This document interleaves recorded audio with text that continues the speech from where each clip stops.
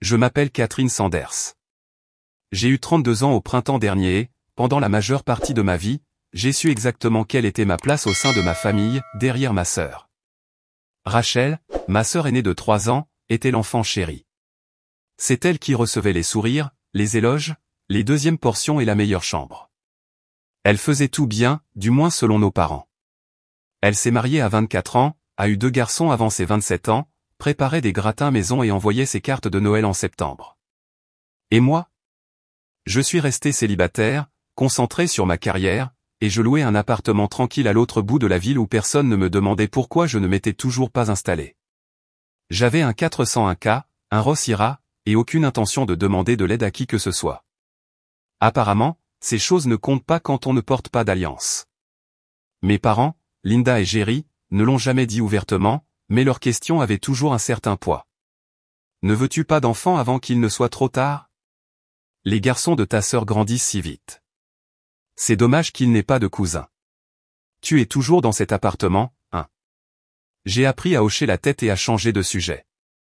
Je pensais autrefois que si je travaillais assez dur, il finirait peut-être par me voir comme il voyait Rachel.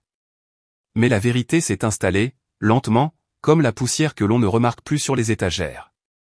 Je n'étais pas la fille dont il se vantait, j'étais celle dont il supposait qu'elle s'en sortirait quoi qu'il arrive.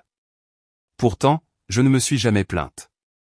Je leur rendais visite pour les fêtes, j'aidais à réparer le Wi-Fi, et j'apportais du vin quand ils oubliaient les anniversaires, y compris le mien. Et la plupart du temps, je gardais mes distances. Cela me semblait plus sûr ainsi. Je ne savais pas à l'époque que la distance ne suffirait pas, qu'un jour ils essaieraient de m'attirer si près que j'aurais à peine le temps de me reconnaître. La vie de carte postale de Rachel a commencé à se briser comme de la porcelaine fine, doucement au début, puis d'un seul coup. Son mari, David, l'a trompée depuis des années. Elle a trouvé les messages par accident, ou peut-être était-elle enfin prête à cesser de prétendre qu'elle ne voyait pas ce qui était déjà là. Quand elle a demandé le divorce, personne ne l'a blâmée, pas même nos parents. David a disparu peu de temps après. Pas de pension alimentaire, pas d'excuses, juste parti. Rachel s'est retrouvée avec 2 garçons, Ethan et Jamie, et une pile de factures qu'elle ne pouvait pas assumer seule. Nos parents l'ont soutenue en parole, mais leurs économies étaient bloquées dans leur retraite et leurs sentiments. Rachel a déménagé dans un appartement de 2 chambres où les garçons partageaient une chambre et le papier peint se décollait dans les coins. Je n'ai pas hésité une seconde. J'ai payé la provision de son avocat. J'ai couvert 6 mois de loyer lorsque ses heures à temps partiel au centre communautaire ne suffisaient pas. J'ai même gardé les enfants quelques week-ends pour qu'elles puissent respirer. Je n'en ai jamais parlé, je n'ai jamais rien attendu en retour. J'aimais mes neveux. Et Rachel, malgré toute sa gloire passée, semblait brisée, comme quelqu'un qui n'avait pas l'habitude de demander de l'aide et détestait en avoir besoin. Pourtant, je pensais que peut-être maintenant nos parents verraient la vérité. Peut-être que cette fois, ils comprendraient que ce n'était pas à moi de faire mes preuves. Ils n'ont pas compris. Au lieu de cela, chaque conversation avec maman commençait par des nouvelles de la douleur de Rachel, suivie d'une question pour savoir si je voyais quelqu'un. Je gardais le silence, j'aidais où je pouvais, et je me disais que la famille signifiait être présent, même quand on était fatigué d'être invisible. Mais le problème, quand on est toujours la personne responsable, c'est que les gens finissent par supposer que votre aide n'est pas un cadeau, c'est un dû. C'était un mercredi quand ma mère a appelé. Catherine, ma chérie, nous avons une si bonne nouvelle. Peux-tu passer ce soir? Sa voix avait une gaieté que je n'avais pas entendue depuis des mois, voire des années. J'ai pensé un instant que David avait refait surface, que les tribunaux l'avaient enfin retrouvé, ou que la vie de Rachel avait pris un tournant. Est-ce que ça concerne les garçons ou la pension alimentaire, ai-je demandé. Non, non, encore mieux, dit-elle. Viens, c'est tout.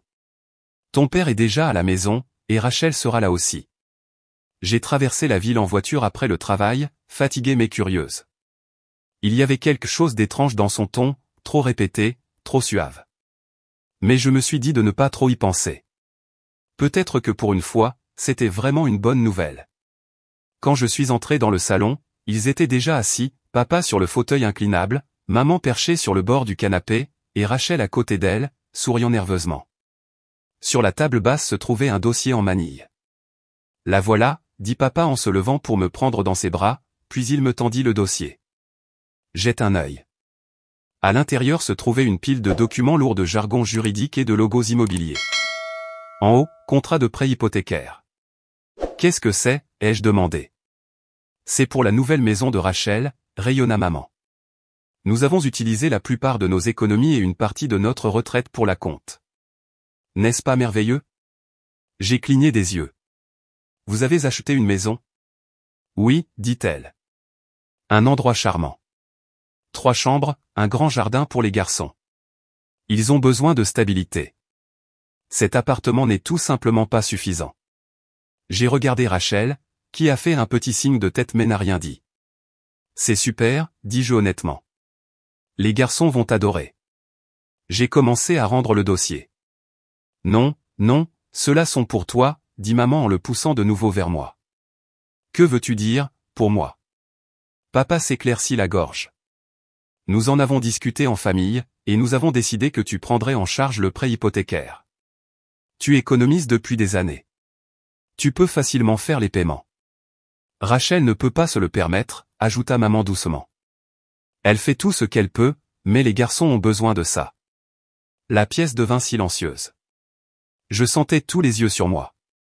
Vous me demandez de payer pour la maison de Rachel, ai-je demandé. Rachel ne voulait toujours pas croiser mon regard. Après le départ de David, je n'ai rien, murmura-t-elle.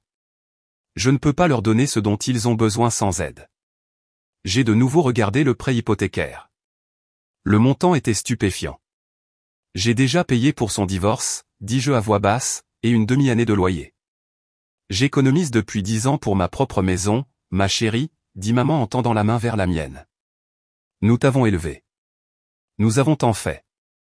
N'est-il pas temps de donner en retour? Je me suis levé, le cœur battant. Vous avez acheté une maison en sachant qu'elle ne pouvait pas se la permettre parce que vous avez supposé que je m'en chargerais. Papa ne le nia pas, tu n'as ni mari ni enfant, dit-il sèchement. Je ne ferai pas ça, dis-je. Ce n'est pas de l'aide. C'est de la manipulation. J'ai laissé le dossier sur la table, sans l'ouvrir, et je suis sorti avant de commencer à crier. Je pensais qu'il se calmerait. Je me suis dit qu'il réaliserait à quel point tout cela était absurde, que demander à sa fille célibataire de payer pour la maison de sa sœur n'était pas quelque chose que la plupart des gens défendraient. J'avais tort. Le premier appel est venu ce samedi-là de ma cousine Tiffany, quelqu'un que je n'avais pas vu depuis les funérailles de grand-père. Elle a dit, sans bonjour, sans pause, je n'arrive pas à croire que tu sois si froide. Pardon, ai-je demandé. Rachel est une mère célibataire, Catherine. Ces garçons sont tes neveux. Tu es assise sur tout cet argent et tu ne veux pas aider. Je me suis agrippé au comptoir. Tiffany, tu ne connais pas toute l'histoire. J'en sais assez. La famille est de la famille. Avant que je puisse répondre, elle ajouta, Rachel ferait la même chose pour toi. J'ai failli rire, un rire amer et involontaire. Non, elle ne le ferait pas, dis-je doucement. Tu es incroyable, lança-t-elle avant de raccrocher. Les textos ont commencé après ça. Puis les messages vocaux. Des gens que je connaissais à peine, oncle Don, Jessica, une cousine à qui je n'avais pas parlé depuis des années, s'y sont mis. Les messages se confondaient, tu es égoïste. Ils t'ont élevé. Elle a des enfants. Toi non. Ce qui m'a le plus frappé, ce n'était pas la colère, c'était la certitude, comme s'ils savaient sans l'ombre d'un doute que j'avais tort, que parce que je n'avais pas fondé ma propre famille, j'étais désormais une proie facile pour financer celle de quelqu'un d'autre. Le pire est venu de tante Pat, la sœur aînée de ma mère. Elle a appelé pendant le dîner. Je veux juste te faire entendre raison, dit-elle de ce ton mielleux qu'elle avait perfectionné.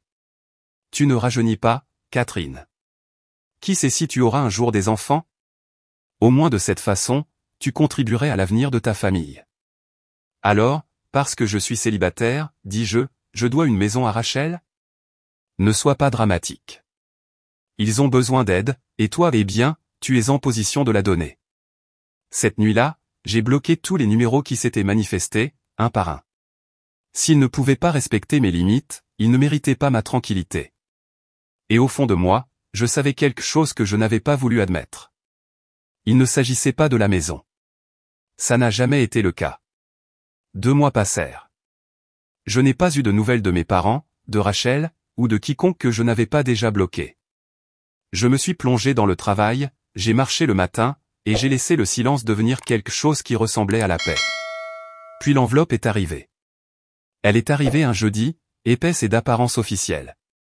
J'ai d'abord pensé que c'était des papiers d'assurance, mais quand je l'ai ouverte, mon estomac s'est noué.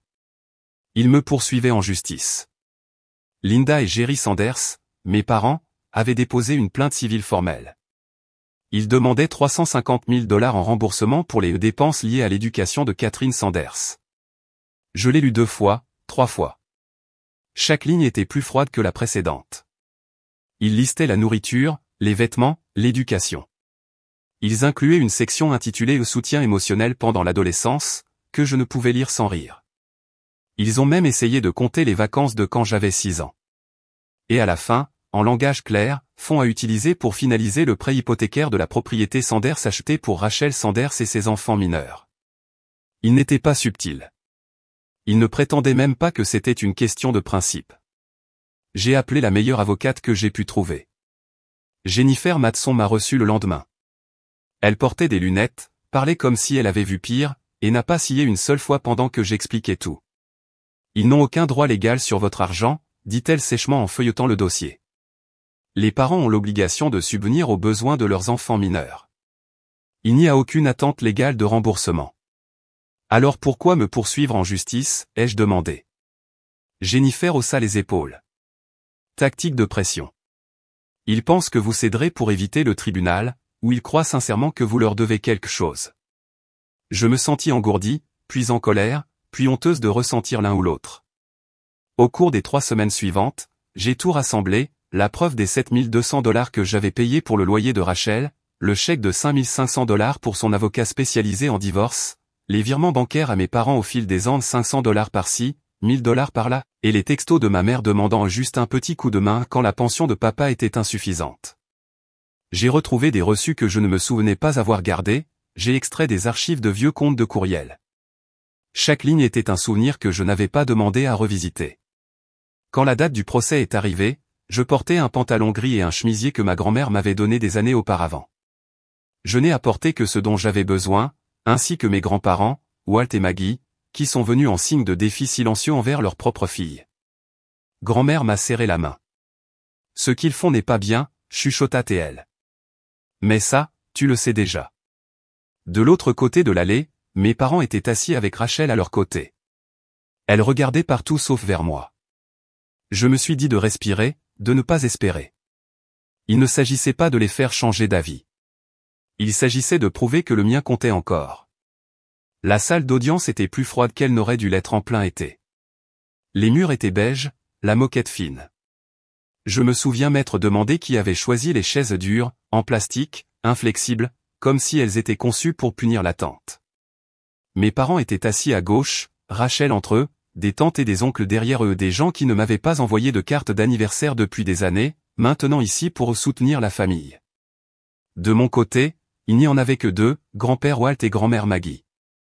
Elle portait une broche que je n'avais pas vue depuis mon enfance. Quand elle s'est penchée pour me serrer la main, j'ai failli craquer. Puis le juge est entré. Il semblait avoir la soixantaine, les tempes grisonnantes, les lunettes basses sur le nez. Le genre d'homme qui ne se précipite pas pour parler parce qu'il a déjà entendu toutes sortes de mensonges. Mon père s'est levé le premier. « Votre honneur » commença-t-il. « Nous ne sommes pas des gens déraisonnables, mais nous avons investi nos vies, notre argent, notre temps dans l'éducation de Catherine. Nous ne demandons qu'une partie de cela en retour pour aider notre autre fille et ses enfants. » Le juge n'a pas scié.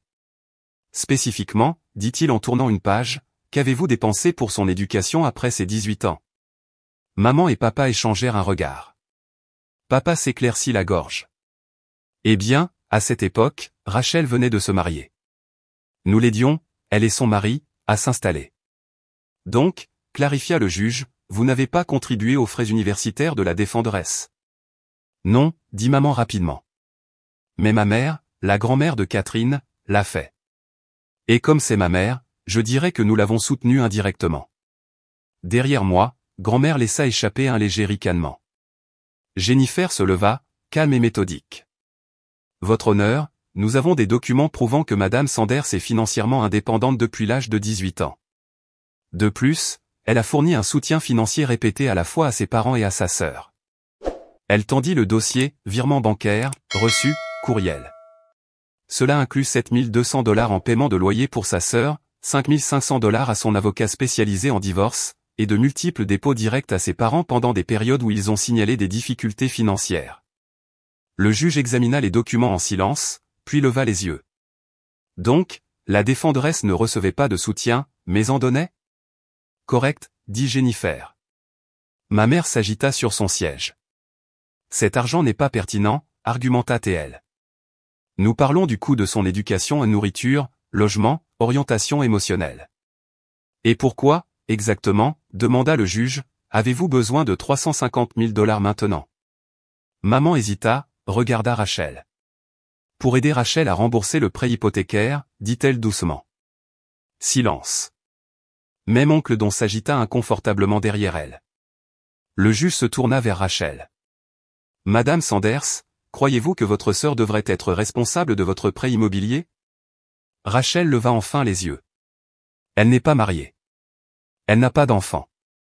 Moi si. Et cela crée une obligation financière, demanda-t-il. Nous sommes une famille. Le juge haussa un sourcil. Je ne suis pas marié non plus.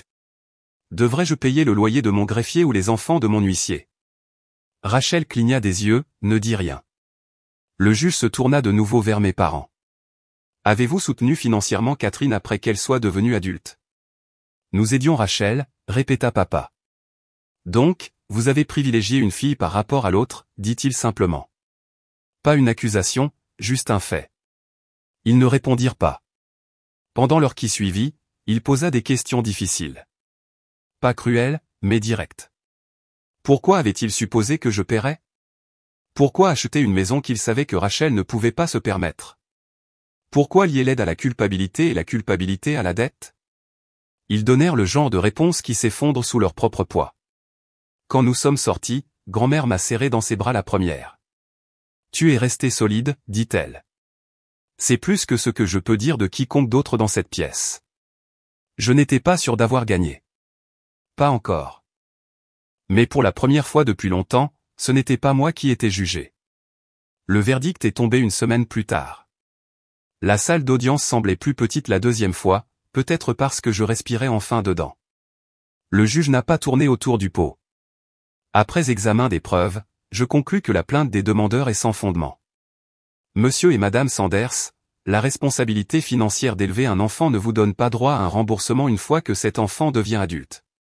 Il jeta un coup d'œil à ses notes, puis releva les yeux. En fait, les preuves suggèrent que Madame Catherine Sanders a déjà fourni un soutien financier important à vous deux ainsi qu'à sa sœur. Puis, doucement, mais pas tendrement, franchement, je trouve votre comportement envers votre fille effronté et décevant. Affaire classée. Juste comme ça. Je n'ai pas célébré. Je n'ai pas pleuré. Je suis juste resté là pendant que Jennifer souriait, que grand-mère me serrait le bras, et que grand-père chuchotait, tu es libre. Je pensais que c'était fini. Ça ne l'était pas. Une semaine plus tard, j'ai reçu un appel de grand-mère. Ta mère est passée hier, dit-elle, la voix fatiguée. Elle nous a demandé de lui verser son héritage en avance. Pourquoi faire, ai-je demandé, bien que je le sache déjà. Pour rembourser le prêt hypothécaire de Rachel, dit-elle. Je me suis assise. Qu'avez-vous dit? Je lui ai dit que nous n'avions pas décidé qui obtient quoi, que le testament nous appartient. S'est-elle mise en colère? Non, dit grand-mère. Elle a pleuré. Elle nous a supplié de ne pas la déshériter. Je ne savais pas ce qui faisait le plus mal, qu'elle ait demandé, ou qu'elle ait pleuré pour de l'argent, pas pour moi. Des mois passèrent, des mois tranquilles. J'ai finalisé l'achat d'une petite maison à rien de grand, mais la mienne. J'ai peint la cuisine en jaune, planté des tomates et adopté un chat gris qui dormait à côté de mon ordinateur portable chaque nuit. Rachel a mis sa maison en location et a réemménagé chez nos parents. Maman gardait les enfants pendant que Rachel travaillait. D'une manière ou d'une autre, ils s'en sont sortis. Je n'ai pas appelé. Je n'ai pas écrit. Puis, près d'un an après le procès, un courriel est arrivé dans ma boîte de réception. Pas d'objet. Juste ceci. Nous avons entendu dire que tu as acheté une maison. Comme tu as maintenant de l'espace supplémentaire, nous pensons qu'il serait préférable que Rachel et les garçons emménagent avec toi. Ce serait beaucoup plus pratique pour eux là-bas. Fais-nous savoir quand ils peuvent emménager. Avec amour. Maman et papa. Je l'ai lu 2 fois. Je ne me suis pas mise en colère. J'ai juste répondu. Je n'hébergerai ni Rachel ni les garçons. Si vous me contactez à nouveau avec ce genre de demande, je signalerai le harcèlement à la police. Ne m'envoyez plus de courriel. Puis j'ai cliqué sur envoyer, j'ai bloqué l'adresse courriel, et je me suis fait un thé. Ces jours-ci, ma maison sent le basilic frais et le café. Le chat, marble gris et solennel, s'assoit sur le rebord de la fenêtre la plupart des matins, regardant des oiseaux qu'il ne chassera jamais. J'ai peint la cuisine en jaune, comme j'avais toujours dit que je le ferais, et les tomates dans le jardin commencent enfin à pousser. C'est calme ici. Pas de voix qui s'élève, pas de questions auxquelles je ne veux pas répondre. Grand-mère et grand-père viennent souvent. Ils apportent de la tarte ou de vieilles coupures de journaux qu'ils pensent que j'aimerais. Grand-père m'aide avec les gouttières. Grand-mère me rappelle toujours de verrouiller mes fenêtres la nuit, même si j'ai un système de sécurité. Ils ne parlent pas de mes parents à moins que je ne le demande, et je le fais rarement. Un dimanche, alors que nous étions assis sur la balancelle du porche, grand-mère a dit, « Ta mère parle toujours de toi, elle dit toujours aux gens que tu as abandonné Rachel. » Je n'ai pas répondu. Ta tante Pat lui a dit d'arrêter d'en parler aux réunions de famille. A dit que personne ne veut plus en entendre parler. Cette partie m'a fait sourire. Je ne suis pas naïve. Je sais qu'ils pensent toujours que j'ai échoué à un test de loyauté tacite, que j'aurais dû prendre mes responsabilités, même si cela signifiait abandonner tout ce que j'avais construit. Mais je sais aussi ceci, je dors mieux maintenant. Rachel, d'après ce que j'entends, vit toujours à la maison, louant la maison pour couvrir le prêt hypothécaire. Les garçons grandissent vite. Je ne les ai pas vus depuis plus d'1 an. Parfois, je me demande ce qu'on leur a dit. Parfois, je me demande s'ils chercheront un jour à me contacter, mais je n'attends pas que cela arrive. Je sors avec quelqu'un, Marc gentil, avec un rire qui donne l'impression de créer de l'espace. Il ne pose pas de questions sur ma famille. Pas encore. Et je ne propose pas d'en parler. Certains liens n'ont pas besoin d'être expliqués. Certains liens n'ont pas besoin d'être réparés. De temps en temps, je ressens cette douleur de ce qui aurait pu être, s'ils m'avaient jamais vu comme plus que des pièces de rechange, si l'amour n'était pas venu avec des clauses en petits caractères. Mais je ne regrette pas d'avoir dit non. Plus maintenant. Parce que la paix, j'ai appris, ne se donne pas.